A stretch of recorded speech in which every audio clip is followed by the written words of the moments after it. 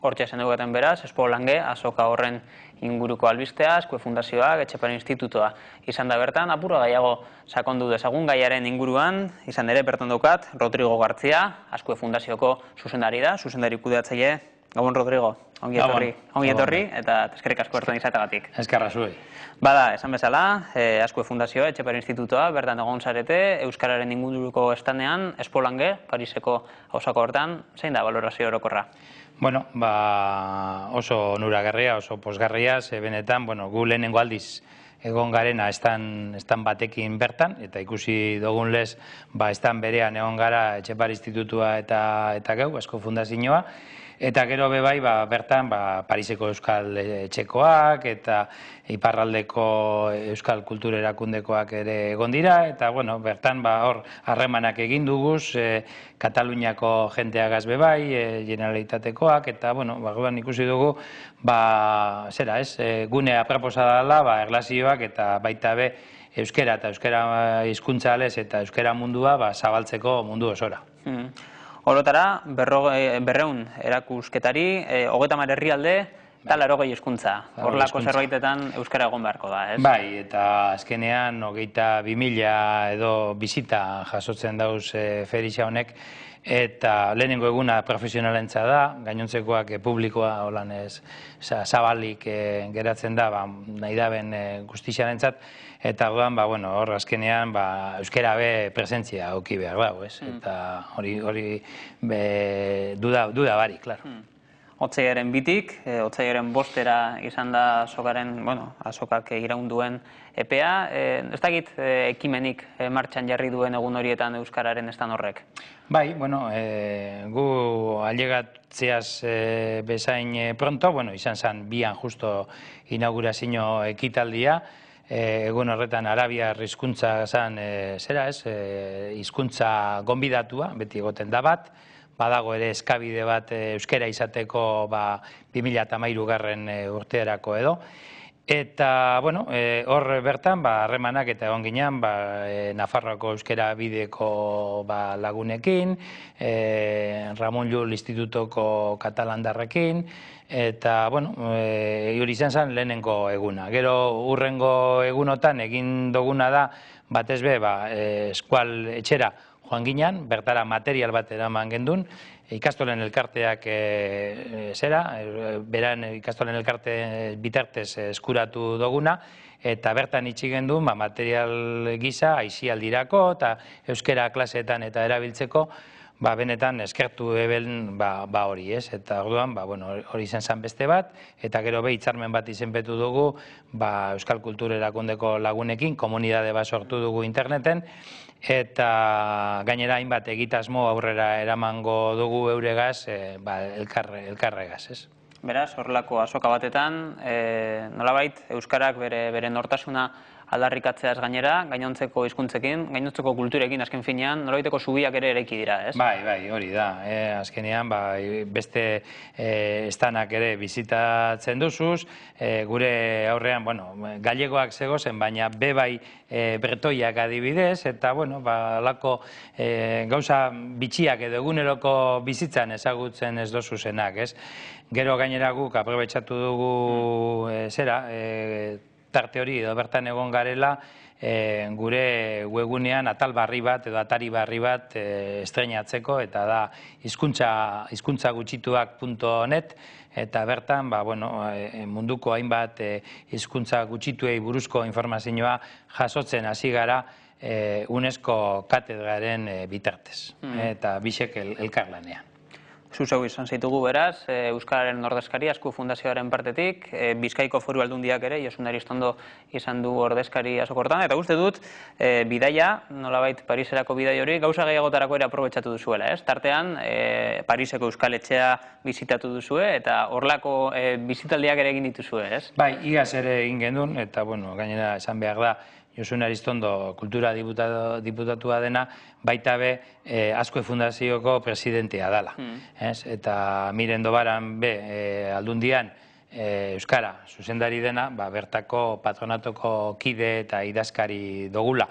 Eta beraz, hor batera joan gara, Eta aprobetxatu dugu esanten dozuen lez, Euskal Etxea bizitatzeko, eta Euskal Etxean bertako zuzendaritza batzordeko jenteagaz elkarrezketak eta izateko, eta liburutegia ezagutu gendun, eurakean daukazen materialak, eta jakin gendun, hainbat eskola emoten da bezala, euskera klaseak, 80 bat ikasle daukez, umeak 18 edo joaten dira, eta gainera aparte dantzak eta abesbatzak eta olakoak daukez, baina bai euskararekin erlazioa dakan hainbat egitasmo, eta orduan eraman gendun materiala bertan itxi gendun eurek erabiltzeko, eta benetan bertako arduraduna, euskara arduradunak eskertuko eban materialian bertan izatea.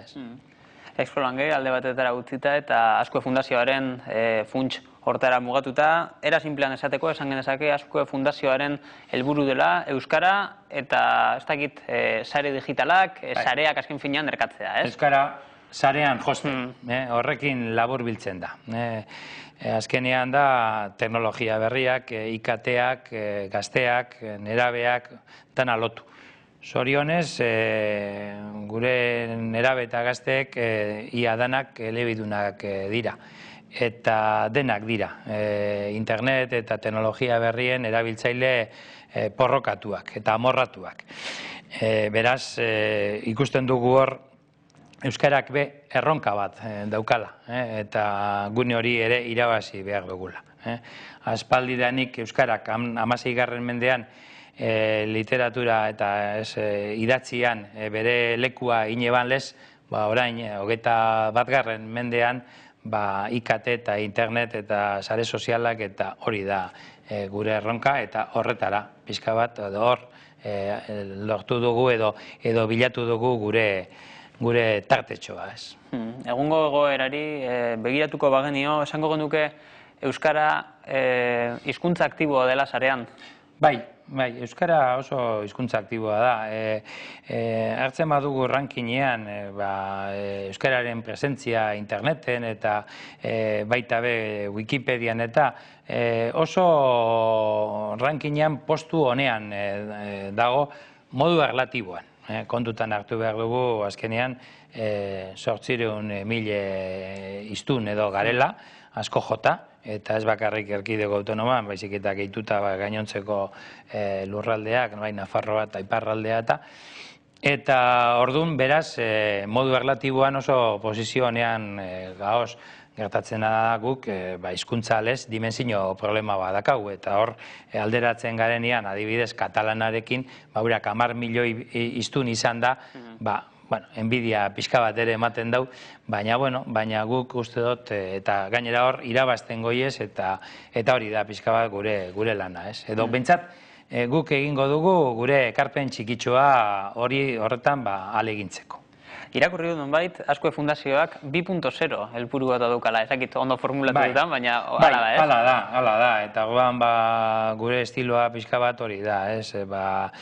Interneten, sare sozialak erabiliz, eta beti horrela, ez da bakarrik zentzu bakarrean ematen dezun mezua, baizik eta bebai jasotzen dozu jentearen eritzize, eta hor nolabaiteko elkarrizketa bat ere suertatzen da, eta uste dugu hori interesgarria dela. Beraz, 2.0, kontzeptua ezagutzen ez duten entzat, da nolabait...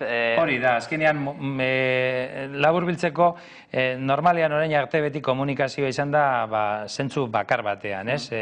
Komunikatzen duenak emititzen du eta ematen du bere mezua eta besteak jaso egiten du.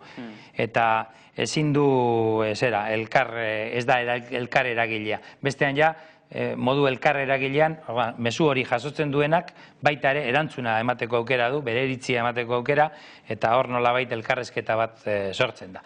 Gure filosofia hori da, edukiak eta partekatzea, sarean jartzea, azkenean euskera altxor bada, baina altxor hori kutxa batean gordeta eta giltzapean eukitzeak ez dugu ezetarako balio. Eta uste dugu horko eduki hori sareratzen badugu, eta odei digitalean hor badin badabil, horrek mesede ekartzen dotzala euskarari, eta hori da pixka bat gure filosofia. Hortarako, Azkue Fundazioak martxan jarri dituen ekimen guztien artean, asko dira bat aipatzearren, uste dut oso aktiboa dagoela azken aldean, Wikiplaza, ez? Bai, bueno, Wikiplaza azkenean hori da, wiki filosofia hori. Eta lehen esan dodana, webguneetan edo atarietan ere gauza bera gertatzen zen. Batek argitaratze ban eta besteak irakurri. Wiki filosofia horrekin, jenteak ere alda dezake. Wikipedian gertatzen da. Mundu guztia izan alda editore edo zera. Orduan, kasu honetan, adibidez, lehendik eta iestik martxan dagoz jakintza librearen inguruko komunidadea, Ugarte Buruzaria, hori sortu gendun Wikipediako euskerazko sarrerak nolabait areagotzeko, eta hor txapelketa bat antolatu gendun iaz, eta horten ere egingo dugu beste bat, eta gainera esparrua ere zabaldu egingo dugu, iaz osasun arloko zientzietara mugatu gendun, baina orain zabaltzeko asmoa dakagu, baina gero sortu dugu baita ere, beste komunidade bat, iparraldeko lagunekin, eta hor edukia dagoz, euskararen interpretazio zentroko gure materialeak dagoz, bai euskeraz eta bai frantsesez, eta aukera dago, adibidez, blogak, wikiak, foroak, hainbat dokumentazio gordetzeko, eta hori da pixka bat nahi duguna. Eta gauza bera egiteko asmoa dakagu, momentuz ez dago guztiz bukatua, baina baita ere Ipar Ameriketako North American Basque Organizations eta horren inguruko jentearekin, Sena Rusa Foundation eta holako taldeekin. Eta hor gauza bera egingo genduke, bai inglesez eta euskeraz. Oso ondo, Rodrigo Gartzia, Azkue Fundazioko zuzendari kudeatzailea, eskerrik asko bertan izategatik eta jarraitu lanean orain arte bezala. Eskerra zuoi, eta horrengora arte.